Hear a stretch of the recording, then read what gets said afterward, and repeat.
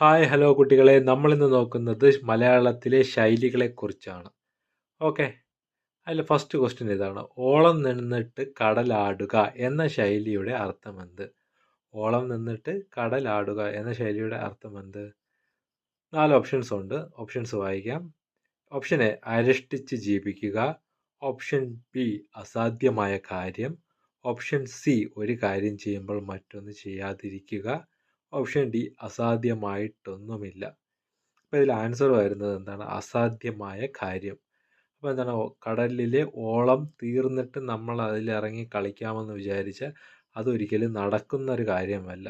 ഓളത്തിനോടൊപ്പം തന്നെ നമ്മൾ നമ്മുടെ പരിപാടികളെല്ലാം ചെയ്യണം. അതാണ് ഓളം നിന്നിട്ട് കടലാടുക എന്ന ശൈലിയുടെ അർത്ഥം. അതായത് അസാധ്യമായ കാര്യം.